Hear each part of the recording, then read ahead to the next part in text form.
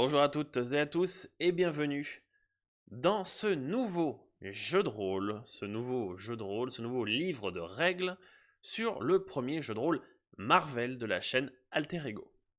Au vu de l'ambiance, vous l'aurez compris, nous allons partir sur Daredevil, saison 1. Il s'agira d'un jeu de rôle d'enquête autour du personnage de Daredevil. Avec les personnages ci-dessous, à savoir Ben Urich, Jessica Jones et John Price. Dans cette vidéo, nous allons vous expliquer le livre de règles de ce nouveau jeu de rôle. Premièrement, et vous le voyez à l'écran, voici les fiches de personnages des joueurs. Il y a de nombreuses informations sur ces fiches, à savoir leur profession, leur spécialité, leurs alias, leurs pouvoirs, capacités, connaissances et bien d'autres.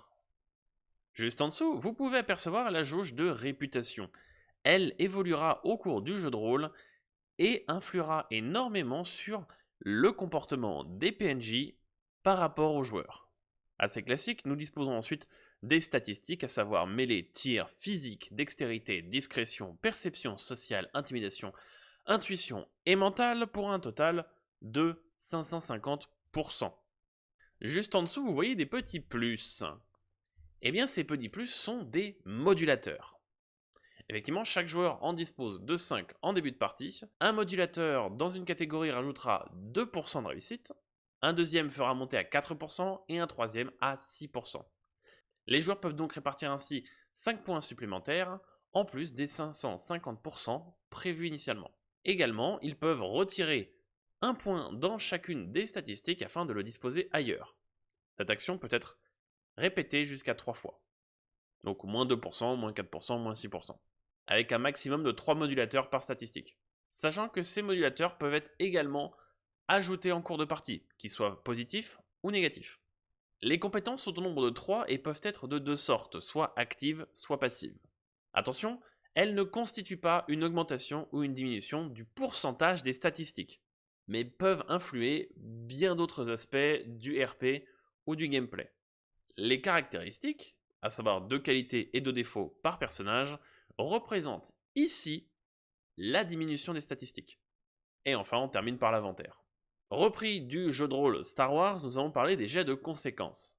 Les jets de conséquences fonctionnent ainsi. Après un jet de dés classique, il vous sera soit demandé par le maître du jeu, soit demandé par vous-même au préalable, de réaliser un jet de conséquences. Cette action doit être demandée avant de lancer le jet principal, et ne peut être réalisé qu'après avoir lancé le jet principal. Il consiste en un lancer de 5d6. Si on a une majorité de 1 ou 2, la conséquence sera négative. De 5 ou 6, la conséquence sera positive. 3 à 4, neutre. Égalité, neutre. Par exemple, Jessica lance un jet de social, réussit son jet de dés, puis lance un jet de conséquence et obtient une majorité de 5.